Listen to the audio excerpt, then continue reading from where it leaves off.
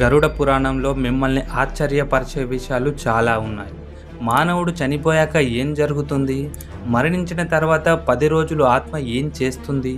వైతరిణి నది అంటే ఏంటి? అనే విషయాలు ఎన్నో ఈ వీడియోలో డీటెయిల్గా తెలుసుకుందాం. ఎక్కడ స్కిప్ చేయకుండా చూడండి. దానికంటే ముందు మన ఛానల్ని లైక్ అండ్ సబ్స్క్రైబ్ చేసి మీ అభిప్రాయం ఏంటో కామెంట్ చేయండి. మానవుడు సజీవంగా ఉన్నప్పుడు చేసే ప్రతి తప్పుకు నరకవాసంలో శిక్ష తప్పదు. ఏ జీవినైనా చంపినా హింసించిన కర్మఫలం తప్పదు. మనిషి చనిపోయాక ఆత్మ సూక్ష్మ రూపాన్ని ధరించవలసి ఉంటుంది. ఆ సూక్ష్మ రూపంతోనే నరకవాసానికి వెళ్ళే దారిలోనూ నరకంలోనూ చిత్రహింసలు పడాల్సి ఉంటుంది. కానీ సూక్ష్మ రూపాన్ని పొందటానికి చనిపోయిన వారి కుటుంబం పెట్టే పిండాలకు ఎలాంటి సంబంధం ఉందో ఈ వీడియోలో తెలుసుకుందాం. గరుడ పురాణం ప్రకారం మొదటి రోజు పిండం పెట్టడం ద్వారా సూక్ష్మ శరీరం యొక్క తల ఏర్పడుతుంది. రెండవ రోజు పిండం పెట్టడం ద్వారా మెడ మరియు భుజం ఏర్పడుతుంది. మూడవ రోజు గుండె, నాలుగవ రోజు సూక్ష్మ శరీరం యొక్క వెనుక భాగం, ఐదవ రోజు నాభి, ఆరవ రోజు నడుము మరియు పాయువు ఇతర భాగాలు ఏర్పడతాయి. ఏడవ రోజు ఎముకలు, 8, 9 రోజులు తొడలు పాదాలు ఏర్పడతాయి. 10వ రోజు పెట్టే పిండం ద్వారా ఆ సూక్ష్మ శరీరానికి ఆకలి దాహం ఏర్పడతాయి. ఆ తర్వాత 11, 12 రోజుల్లో పెట్టే పిండాన్ని ఆహారంగా తీసుకుంటాయి. 13వ రోజు శిక్షకుడు పట్టుకున్న కోతిల మృత్యుదూతల ఉచ్చులో బంధించబడి జీవుడు ఒంటరిగా నరకలోకానికి పయనమవుతాడు. అలా వెళ్ళే దారిలోనే వైతరిణి నది ఎదురవుతుంది.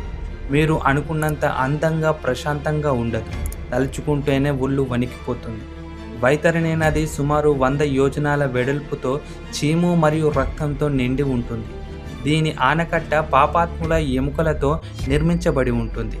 ఇందులో క్రూరమైన ముసళ్ళు, విషపూరితమైన పాములు, ముఖ్యంగా వైతరిణి నదిపై మాంసాన్ని మాత్రమే తినే పక్షులు ఎగురుతూ ఉంటాయి. ఈ నదిని దాటడం ఏ పాపికైనా దాదాపు అసాధ్యం అన్నట్టుగా పాపులు దుఃఖంతో బంధువులను నిత్యం తలుచుకుంటూ రోధిస్తూ మృత్యుదూతల ఉచ్చులో ఉండి గిలగిల కొట్టుకుంటూ చేసిన పాపాలను తలుచుకుంటూ నిత్యం నరకం అనుభవిస్తారు. పాపులు నదికి సమీపిస్తుంటే అందులోని ద్రవాలు మరుగుతుంటాయి. పదునైన నాలుకలతో ఉన్న కీటకాలు సమీపిస్తుంటే పాపులను వేటాడడానికి సిద్ధంగా ఉంటాయి. పాపుల యొక్క దాహాన్ని తీర్చడానికి చీము, నెత్తురు, ఆకలిని తీర్చడానికి కుళ్ళిపోయిన మాంసాన్ని మాత్రమే వైతరిణి నది ఇవ్వగలదు. ఈ నది పాపులను హింసించడం కోసం మాత్రమే ఏర్పడిందని గరుడ పురాణం చెబుతుంది. అలా ఏడుస్తూ చిత్రహింసలు పడుతూ వైతరిణి నదిని దాటి యమపురిలోకి చేరుకుంటారు.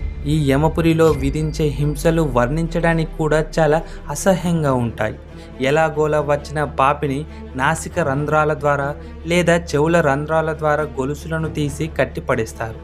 ఏమాత్రం కదిలినా, మెలికలు తిరిగినా ఇనుప కడ్డీలతో కొడుతూ చర్మాన్ని ఒలిచేస్తుంటారు. ఇక్కడ ఇంత హింసలకు గురి చేసిన పాపులు తమ బంధువులను తలుచుకుంటూ ఏడుస్తారే తప్ప ఆ భగవంతుణ్ణి స్మరించరు అని గరుడ పురాణం స్పష్టంగా చెప్తుంది. ఇలా హింసిస్తుంటే చివరికి పాపి నేను రక్షింపబడడానికి ఈ పేదలకు ఎలాంటి సాయం చెయ్యలేదు, పక్షులను నా తోటి జీవులుగా చూడలేదు, బ్రాహ్మణులకు ఎలాంటి దానం చేయలేదు అనే తనలో తానే అనుకుంటూ కుమిలిపోతుంటాడు. చనిపోయిన వ్యక్తి యొక్క ప్రేతాత్మ 17 రోజులు జీవించి ఉంటుంది. 18వ రోజు క్రూరమైన దయ్యాలతో నిండిన సౌమ్యపుర పట్టణానికి చేరుకుంటాడు. ఆ పట్టణంలో ఒక అందమైన మర్రి చెట్టు ఉంటుంది. దానికి సమీపంలో పుష్పభద్ర అనే నది ఉంటుంది. అక్కడ కొంతకాలం చేసిన పాపాలను తలుచుకుంటూ ఉంటూ దూతలచే నీచమైన మాటలు పడుతూ ఏడుస్తూనే ఉంటాడు. అలా 29వ రోజు సోమయాపురానికి చేరుకుంటాడు. అక్కడ తమ కుమారులు చనిపోయిన మొదటి నెల తర్వాత శ్రద్ధగా అందించే భోజనాన్ని భుజిస్తాడు. అప్పుడు పాపి సౌనీపురంకు తీసుకువెళ్ళబడతాడు. అక్కడ ఇప్పటి వరకు అనుభవించిన నరకం కన్నా 2 రెట్లు ఎక్కువ నరకం ఉంటుందట. ఇలా కొన్ని స్థానాలలో పాపిని ఎలా హింసిస్తారు, ఆ స్థలాల పేర్లేంటి, అక్కడ ఎవరెవరు ఉంటారు అనే విషయాలు ఇంకా డీటెయిల్గా తెలుసుకుందాం. దానికంటే ముందు మన ఛానల్ని లైక్ అండ్ సబ్స్క్రైబ్ చేసి సపోర్ట్ చేయండి. మీ అభిప్రాయం ఏంటో తప్పకుండా కామెంట్ చేయండి. Thank you friends. To be continued next episode.